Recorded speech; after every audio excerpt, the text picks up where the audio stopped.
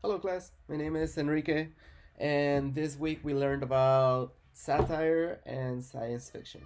From Mr. Eric's playlist, I really enjoy watching the YouTube video "What is Science Fiction," and what I found most interesting is the self-preventing prophecies.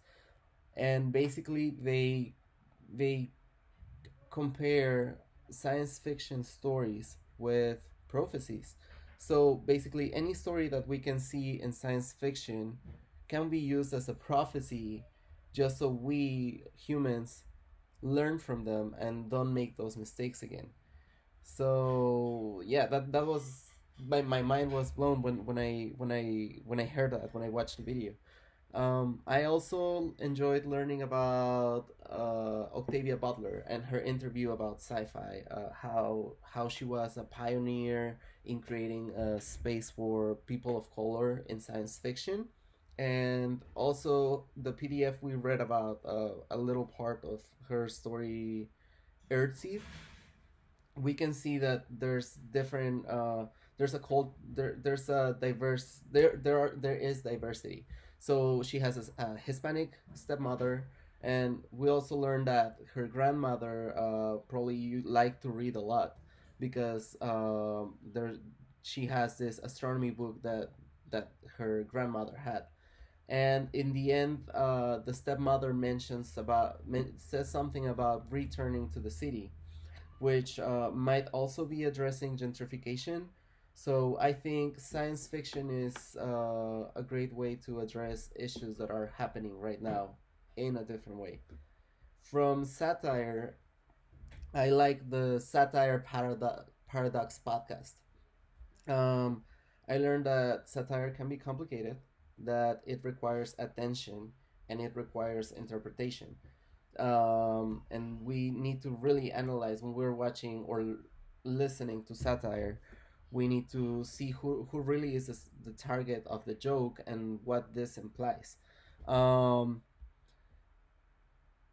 I also learned that satire can be a great way to address problems that can be solved, and this is mainly used in politics when there are two sensitive topics to talk about or issues that we can't really fix. A great way to address them is through satire. And I like how they use Tina Fey as an example, and how when she had a chance to address her her sketch, she rather talked about the mechanics of satire rather about the main subject of her comedy.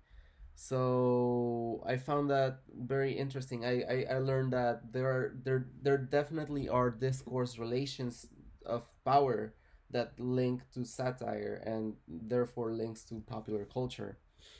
For my playlist, I have two items. One is Solar Opposites, which is now streaming on Hulu. Is a TV animation comedy that is also sci-fi. And what I really enjoy about this cartoon is that there are three different storylines throughout every episodes. We see simultaneously three different storylines running together. Um, and my favorite storyline is how there's this aliens abduct humans and then they put them in a wall, and they keep them as, like, at first they keep them as pets, but these humans start to build a society, and it's called the Wall. And we can see a dystopian like story where they play with social layers. So I found that really interesting. I definitely recommend it. And the second one is from Trevor Noah and his daily social distancing show, and it's called Dunkirk. Trump declares war on coronavirus, and it's just it's an editing video of all the crazy things our president has said inside of coronavirus and all the crazy things that are happening. I really enjoy listening and watching Trevor Noah because he he has a unique way, comedic way to address politics. So yeah, thank you for watching.